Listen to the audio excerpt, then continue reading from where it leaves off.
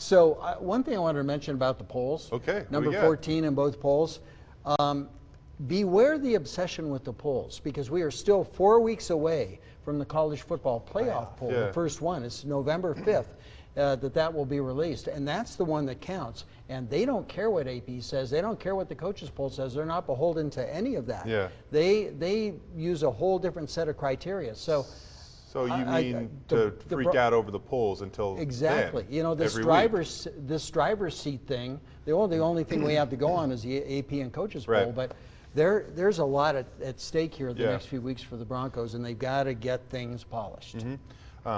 It will be interesting. I mean, the American Athletic Conference, they got 3 teams that are ranked. Oh, yeah. Well, 3 in the coaches poll, 2 in the AP, and 1 right outside of it.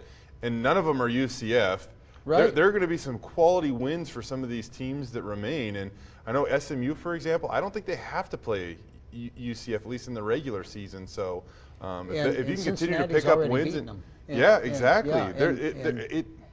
I highly doubt that a 1-loss team out of the American would ever jump Boise State. An undefeated Boise State. An undefeated Boise State, yes. Yeah. So, but they're stacking up. I mean, the American Athletic Conference looks pretty good right now. And the committee may look at these American teams entirely differently, and it doesn't matter to them. Yeah. So, well, looking at Boise State, you know, I think that there's been points in time this season where we've talked about Curtis Weaver as an NFL prospect, Ezra Cleveland as an NFL prospect. It's time to maybe throw John Hightower into this discussion, because his speed is absolutely elite. Right. And I think his speed alone is going to earn him an opportunity one day at the next level.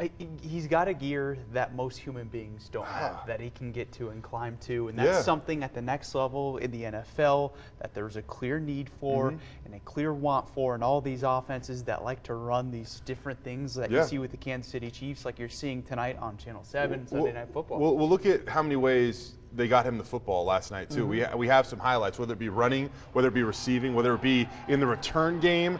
They're trying to let John Hightower be dynamic and explosive. Yeah, and why not? And, you know, you see a lot of really, really fast wide receivers in college, but he also has a thing called height. Yeah. He can go up and get footballs, and his ability to do that is something else again. So you put all those things together, and I think he's definitely an NFL prospect. I wanted to point this out, Tom. We mentioned it in the highlights, but right before halftime, they really put the foot on the gas. I mean, they were 88 yards away from the end zone, and not that they had to score a touchdown, but right before halftime, Coach Harsin says that they're going to go out and be aggressive. Khalil Shakir says it's like smelling blood in the water. They're going to go for it, and they moved the ball 53 yards in, you know, whatever it was. 32 seconds to set up a nice little scoring opportunity. Yeah, I thought that was super, because they were kind of, you know, treading water a little bit at that time. It was only 14-0, so I'm really glad that they put the pedal to the metal in those last 32 seconds. I think it was nice to score right before halftime. As we move along now, it seems like Hank Bachmeier is really settling into expectations.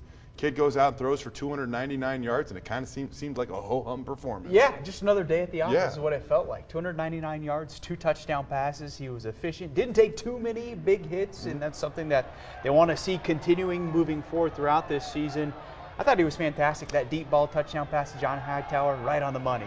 Yeah, and there are a lot of things that work on third down. They were only 2 of 13 on third downs last night, which is totally opposite of the way the season has gone. I'm willing to treat it as an anomaly, Tom. Exactly, because there were a lot of things that worked there. So Hank himself, a lot of dimes, a lot of great windows last night. Yeah, I mean, he's growing in confidence, too, because there were a couple of times where he was really trying to fit the football in a tight window. That was a beautiful pass right there. Great touch. Hit Hightower in stride. It clearly shows that those two have chemistry. I don't think you can actually outthrow John Hightower. But, you know, right now he's averaging almost 298 passing yards per game. That's 9th in college football. Tops amongst all true freshmen, but 9th in college football. He's really impressive. And you think about how much better he's going to be. Yeah. You know, he's going to do nothing but improve. Okay, Curtis Weaver. We've talked about him a little bit already, but my goodness. He continues just to raise the bar. And the point that Will made, You know, he was really gimpy there for a while. It was after that he made his biggest plays of the game. He comes on in the second half, too. It just seems a relentless guy. Certainly does. And, man, he was fantastic. Just sets the edge for that Boise State defense. 3 sacks. He's now within reach of that Boise State single-season record. I think it's just a matter of time. It's insane to think that he already set the Mountain West record, and he's only halfway through, not even halfway through his junior season. I don't think we're going to get to see him as a senior, but yeah. Okay, I know we're running out of time, but we got to mention Joel Velasquez because his performance could be overlooked, but he had almost a Kyle Brotzman-esque performance last night. A number of punts down inside the 20, a number of touchbacks on kickoff, and obviously the 52-yard bomb he hit right before halftime. And it started with a couple of 33-yard punts, so you're going, uh-oh, and then he just turned it on.